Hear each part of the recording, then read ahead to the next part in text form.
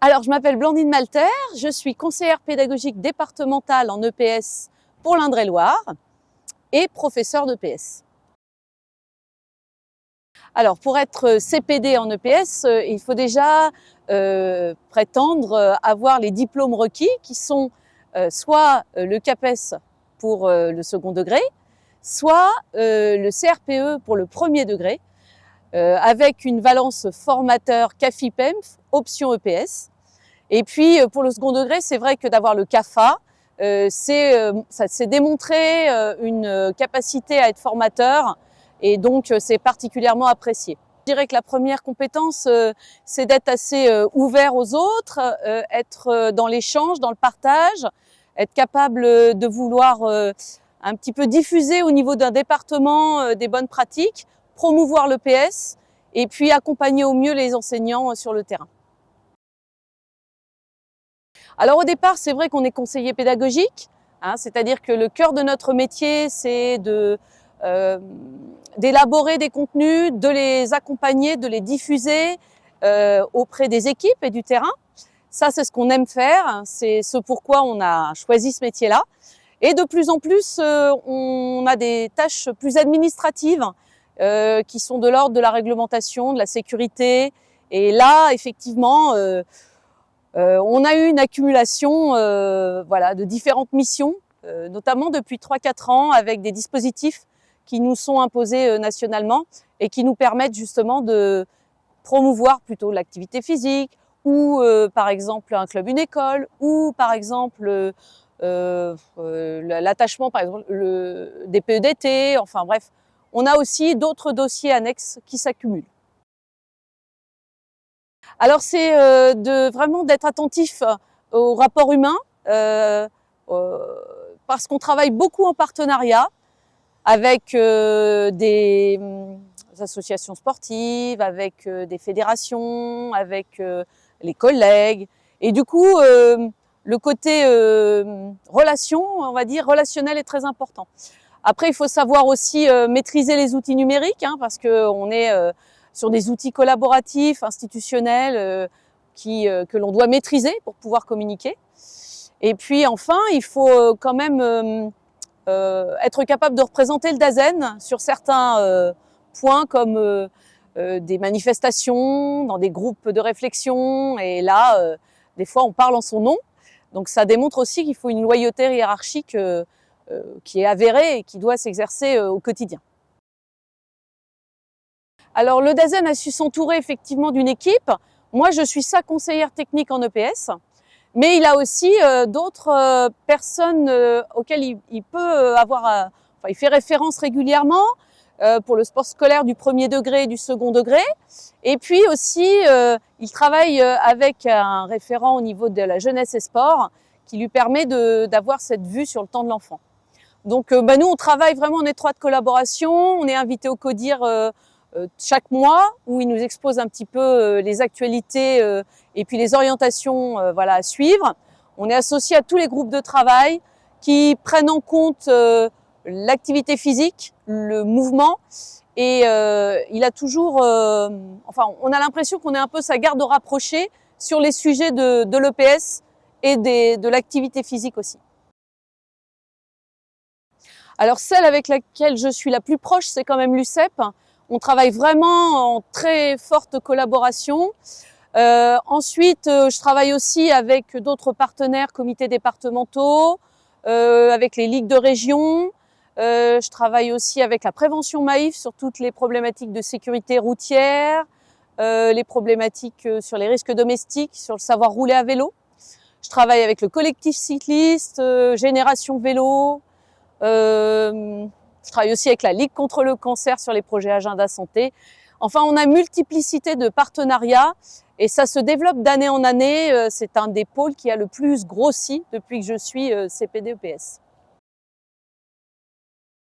Alors, la contrainte des fois de l'installation sportive peut être un levier efficient, c'est-à-dire de donner les conditions au maximum, d'avoir un lieu de pratique.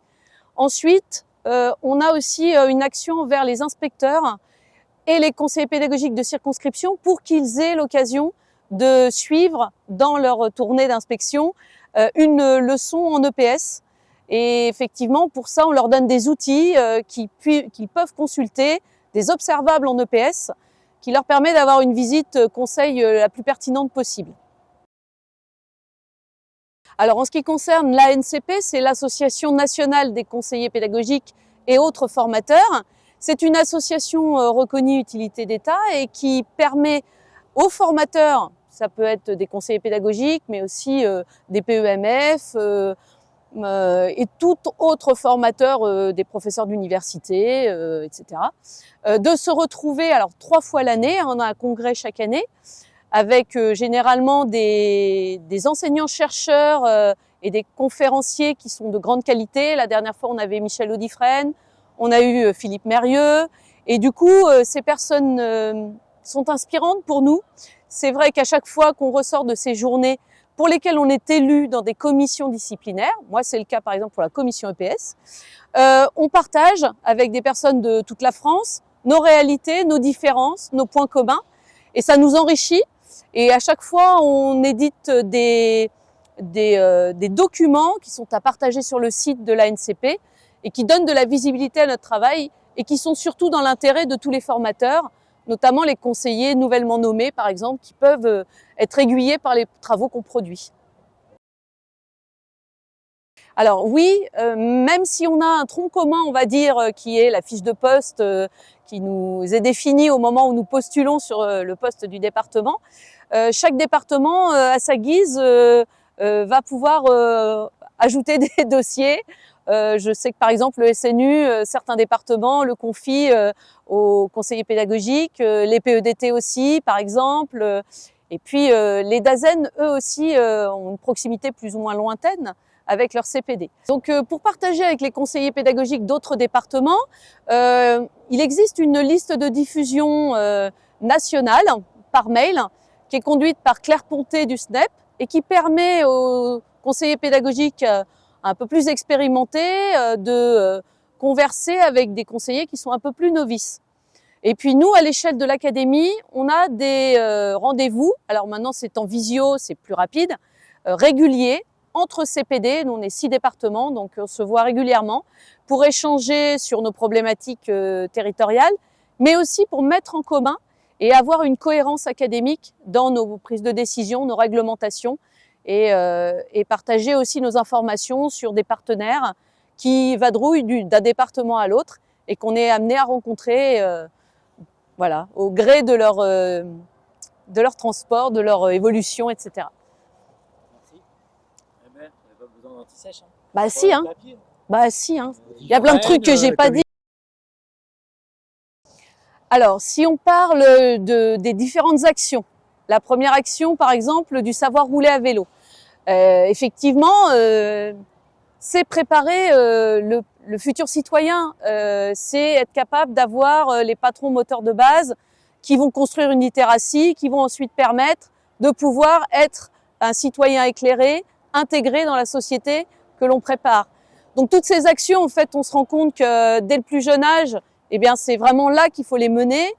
On travaille beaucoup en partenariat, que ce soit pour le savoir rouler à vélo, pour la natation, pour pouvoir mener ces actions qui nécessitent un encadrement important, mais qui donnent des résultats de qualité. Et on voit la progression des enfants vraiment efficace, en fait.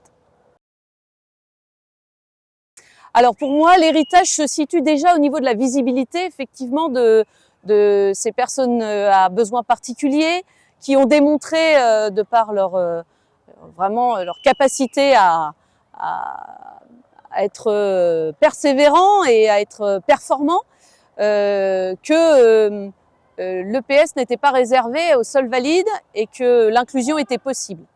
Donc effectivement, nous, à chaque formation, hein, et même au quotidien, quand on va visiter les écoles, les classes et l'EPS sur le terrain, eh bien, on insiste vraiment sur le fait d'adapter et que toute personne a droit à l'accès aux pratiques physiques, parce que là, par exemple, sur l'action vélo que vous allez voir, eh bien, on va avoir un triporteur qui va permettre d'adapter.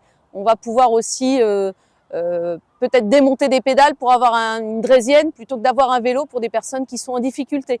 On essaie toujours de trouver un certain nombre d'adaptations qui ne freinent pas l'accès à la pratique physique.